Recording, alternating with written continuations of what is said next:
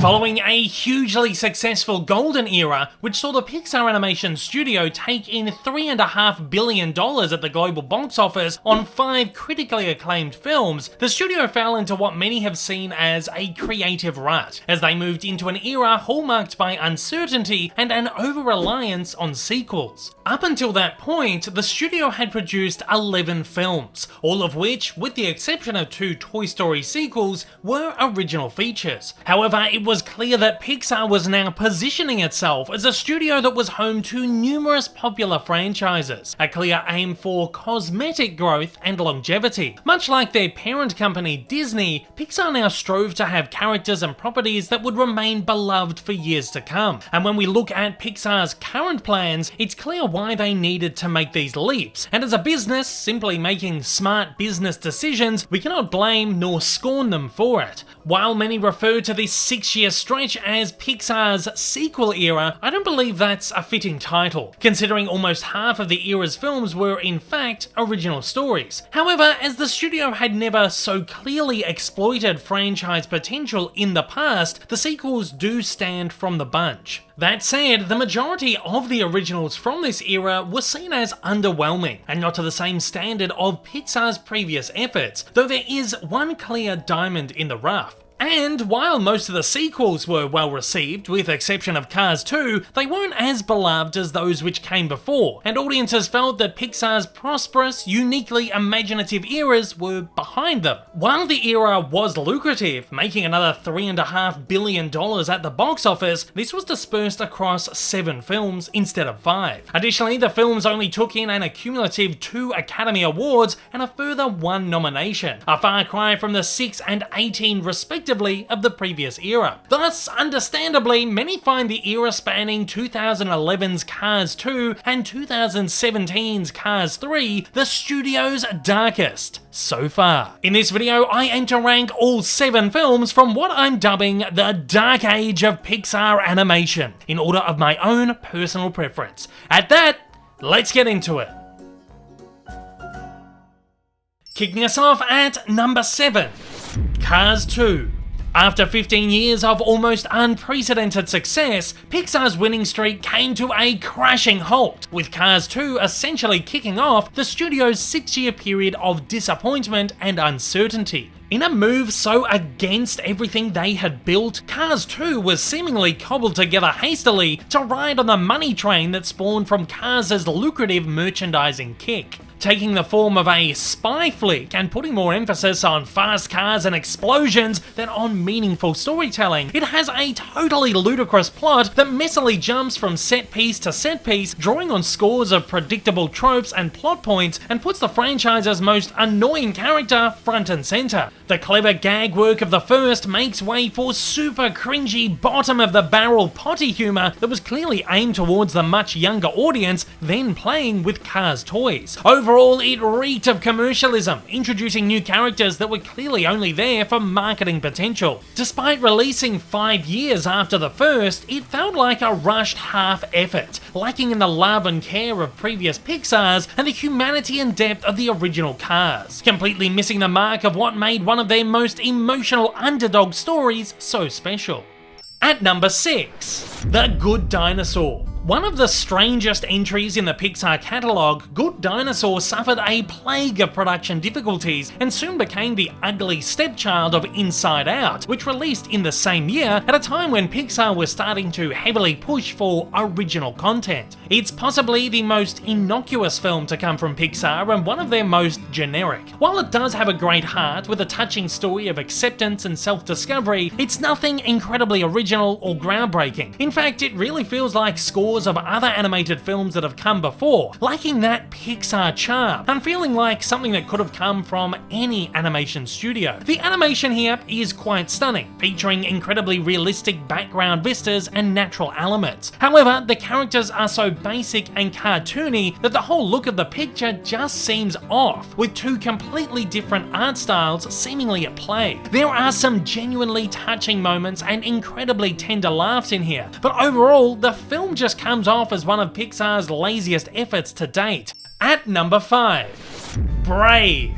With an incredibly strong start, Brave positioned itself as a grand, sweeping epic, with good characters, spectacular animation, and a solid narrative setup. However, it somehow manages to fall apart rapidly, as it moves from a serious opening act to a somewhat comedic adventure thereafter, with gags that I don't find particularly that funny at all, and a thin, dull narrative that gets tired quickly. I love the film's mystical and mythical elements, and they are what draw me towards it more so than some of the others in this era. I love the exploration of legends and folklore. I just feel that none of it is utilised or explored heavily enough throughout. As the film treads a more Disney-esque nature, its storybook style and heavy-handed rehashed messages and morals make it feel more derivative and less original than the usual Pixar fare. That said, I still really like their take on the fairy tale formula and believe they should tackle more stories like this in the future, but in a more unique and exploratory manner. I do find Merida to be a great, strong character and one of the most redeeming qualities of the film. However, she alone can't save it from plain and simple mediocrity. And at number 4, Finding Dory.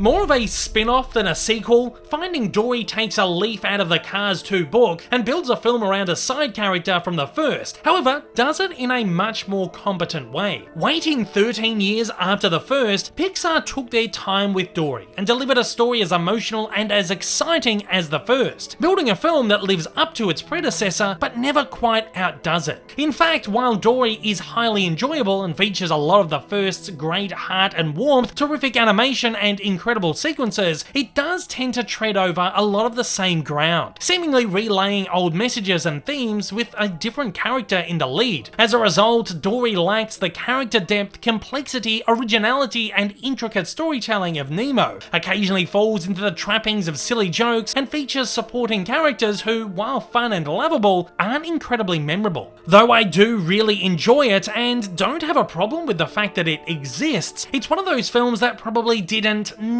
to happen, feeling more like a vanity project for Ellen DeGeneres than anything else. At number 3, Cars 3. As Lightning McQueen nears the end of his career and finds himself outdated to a new breed of supercar, the story here couldn't be more apt. It's a redemption story that works so beautifully in the world of motorsport, but has a more meta meaning behind it. This is not just a redemption story for the character of Lightning McQueen, but a redemption story for the Cars franchise, with the second installment having come close to tarnishing the Pixar brand as a whole. Here, Pixar was saying, "We know we left this franchise back in the dust, but give us one more chance to surprise you and entertain you with the characters you love." The movie almost picks up as an epilogue or companion piece to the first Cars, which left off with McQueen at the top of his career. It seemingly ignores the events of the less grounded and more far-fetched Cars 2 even happened, and in a bold yet smart move, even pushes Mater into the background and allows McQueen's storyline to continue full speed ahead, as beautifully touching and poignant as the first. Cars 3 is the true sequel that Cars never got first time round, bringing the heart, soul, and originality of the franchise back with a supercharged vengeance. And at number 2, Monsters University.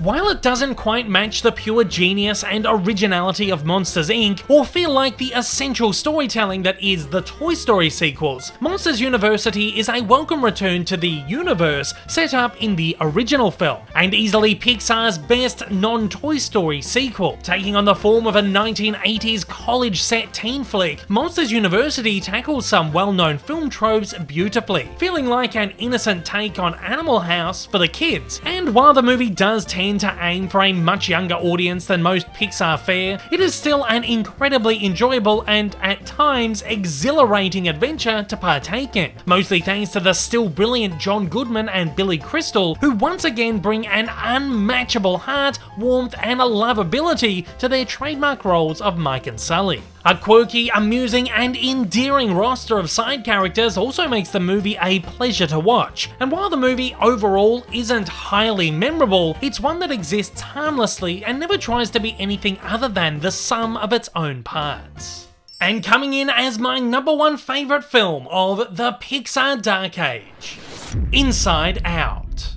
Most certainly the brightest spark of Pixar's darkest age, Inside Out is beautifully vibrant, both, well, inside and out. Sporting a gorgeous visual design, it's one of the most visually stunning films Pixar have ever produced. Exuding vibrancy with fantastic character designs and one of the most visually stimulating color palettes of any movie ever. It's also perhaps Pixar's most poignant film to date, with a story as heartbreaking as it is heartwarming, loaded with incredible messages that are just as important for adults as they are for children, and plenty of genuine, clever, and innocent laughs along the way. It's also one of Pixar's most creative films, with artists taking the opportunity to let their creativity go absolutely wild. It's an emotionally loaded movie that throws you through every feeling possible, with characters that are, quite literally, the embodiment of our inner voice, leading us on this journey, breaking down the human psyche in a way never done before.